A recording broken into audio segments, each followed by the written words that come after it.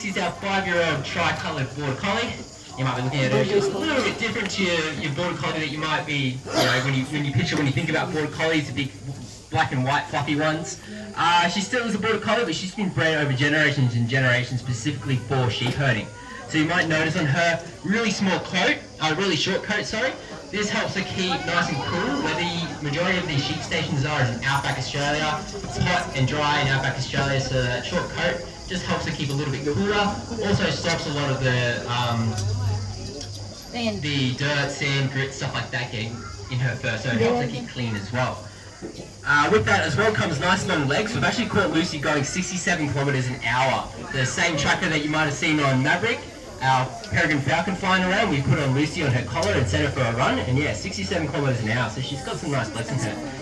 She's one of two main breeds. They're extremely intelligent, meaning that training them is that little bit easier, and secondly, they have what we call a natural herding instinct, which Lucy's going to show you right now. What steps just ask Lucy to do? Follow that fence line, look for any of the sneaky sheep that might be hiding from her, maybe in that tree line there. If we're out on a paddock, maybe it was a dry riverbed or a gully or anything like that, following that fence line, just make sure that she spots all the sheep.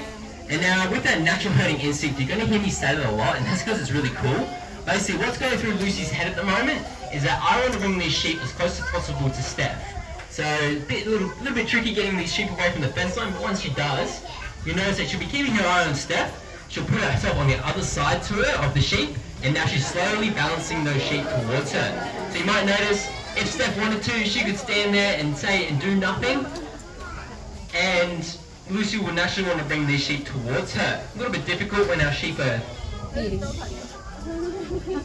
not that keen on Lucy. Once she gets them going, she does. So this natural herding instinct that you're seeing right now, they don't only just have to herd sheep, they can herd a big variety of livestock, cattle, chickens, geese, just as an example. If you do have a working dog, a border collie or kelpie at home as a pet, you might notice that they're very, very cheeky and opportunistic.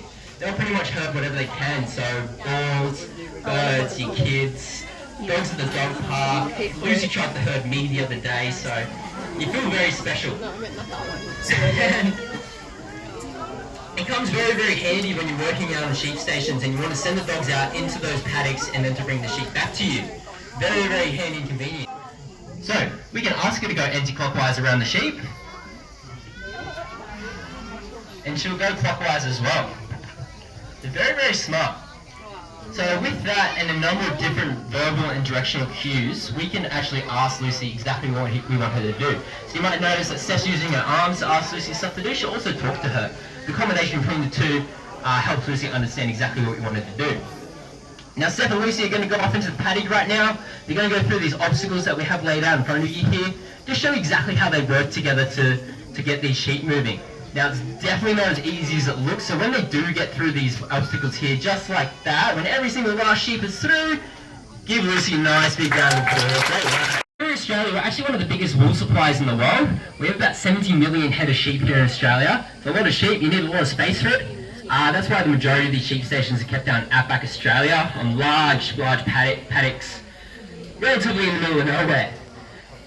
And the majority of those sheep are merino sheep, so they're used for their wool. The ones that we have here at Lone Pine are merino crosses, used for their wool as well as their meat. And when you have wool sheep, you don't really use them a lot, apart from when it's shearing time. When they've grown their wool, we're ready to send the dogs out, and the dogs will bring them back to the shearers' sheds, the shearers' quarters.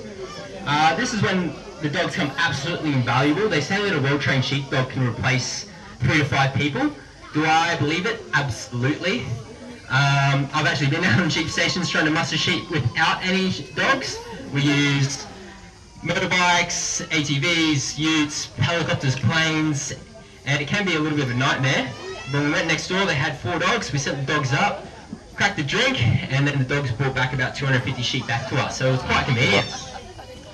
So again, you'll notice that Lucy's going nice and gently. We're not rushing the sheep. We'll wait till all the sheep are through just to not distract Lucy.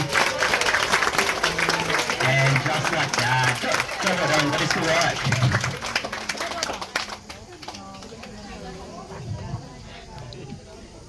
So, and yeah, just put in perspective of how bad that's when we'll introduce them to sheep, and that's when we'll start their sheepdog training. So we'll start training them the left, their rights, and other stuff like that.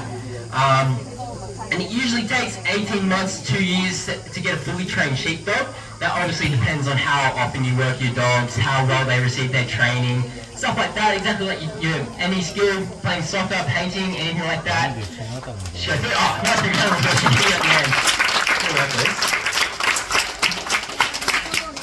Depending on the weather, so they're not going to go out in 45-degree weather and run their dogs. They'll just wait for the next week until it's a bit cooler. Those farmers out there aren't in a huge rush. As Lucy goes in, see the sheep are nice and calm. We're not letting Lucy bark at them, rush them through. No one's getting hurt. That's so fun.